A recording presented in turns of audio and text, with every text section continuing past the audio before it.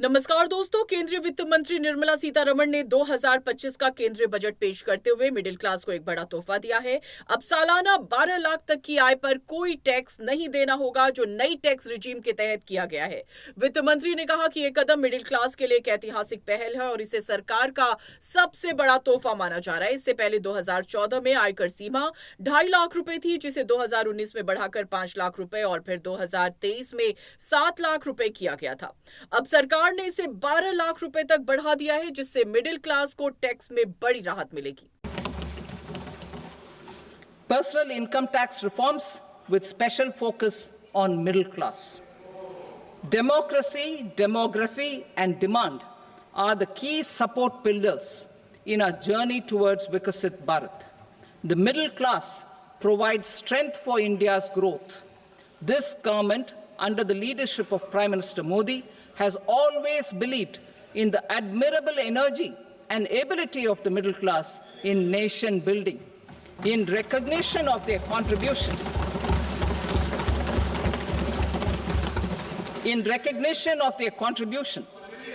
we have periodically reduced their tax burden.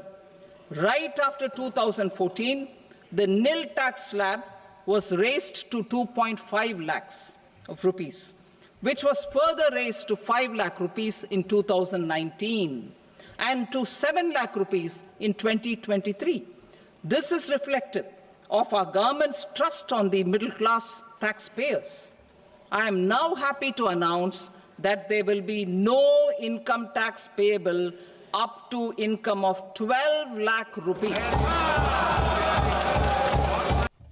Nirmala Sitharaman ने इस कदम को खपत को बढ़ावा देने के रूप में भी देखा है। उनका मानना है कि जब मिडिल क्लास के लोगों की आय पर टैक्स की दर कम होगी तो उनके पास अधिक पैसा होगा, जिसका उपयोग वे खर्च करेंगे।